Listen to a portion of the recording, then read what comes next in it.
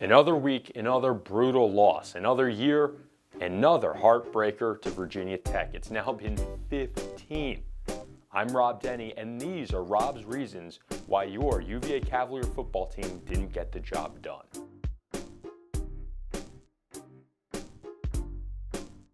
Number 1, coaching. Last week, the Hoos lost to Georgia Tech on a field goal, and I withheld my criticism of the coaching staff. But yet again, conservative play calling cost the Hoos big time. The team couldn't advance the ball in the first half and lost the time of possession battle. Clearly, we've got to get the ball in the hands of the UVA playmakers, right, Coach? Alami Zacchaeus was a shadow out there, just 4 receptions for 55 yards. In the fourth quarter, both before and after Charles Snowden's interception, which we all thought sealed the game, the offense absolutely shut down, going from 100 to 0 real quick. Repeatedly running the ball to burn clock was a crucial mistake, and for the second straight week, key coaching decisions cost the Hoos. Number 2, hold on to the ball. I don't know whether the Wahoos played this game after greasy fingers thanks to some Thanksgiving turkey, but both the special teams and offensive units would have been well served with a bit of super glue on those hands. Overall, the team had 3 turnovers, including the game ender.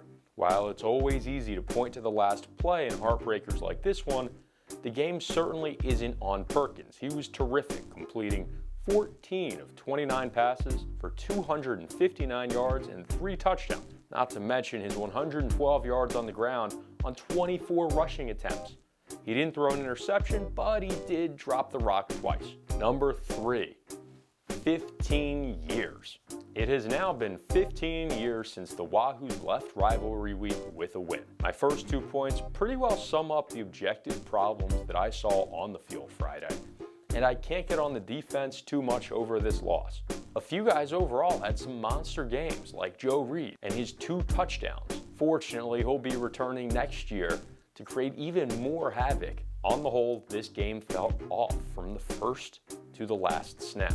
The offense was out of sync early, the coaches didn't bring their A game, balls were dropped, fumbled, and turned over to Tech. The Cavaliers were favored to win, even in Blacksburg, yet things fell apart anyways. It's impossible to tell what's to blame for these bad vibes, but I believe this team was surprised by its own success this season.